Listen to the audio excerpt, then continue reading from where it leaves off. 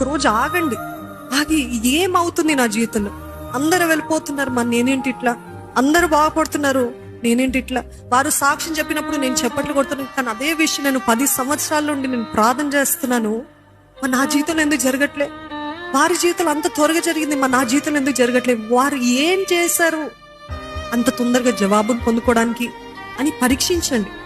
అందుకనే సామెతలో ఉంటది, గొప్పవారి ఎదుట, జ్ఞానుల ఎదుట మనము వారి పాదాల దగ్గర కూర్చొని నేర్చుకోవాలంట. మరి ఎలాగ ముందుకు వెళ్ళారు? ఈరోజు ఒకవేళ ఒక స్థితిలో, ఒక మంచి స్థితిలో ఎవరినైనా దేవుడు పెట్టాడు అని అంటే వారికి ఏదో బ్యాక్గ్రౌండ్ వర్క్ ఉంది, వారు ఏదో కష్టపడేది ఉంది, వారు ఏదో ప్రయాసపడుతున్నారు, వారు ఏదో ప్రార్థన చేస్తున్నారు, మొర పెడుతున్నారు. మనం ఎక్కడో తప్పుపోయాము, అందుకని మన జీవితంలో ఏం జరగట్లేదేమో అని పరీక్షించుకోవాలండి. మా కుటుంబంలో ఏం జరగట్లేదేంటి, మా జీవితంలో ఏం జరగట్లేదేంటి అని ఆలోచిస్తూ అప్పుడు మనం దేవుని సన్నిధిలో మొరపెట్టుకున్నట్లయితే పరిశుద్ధాత్మ దేవుడు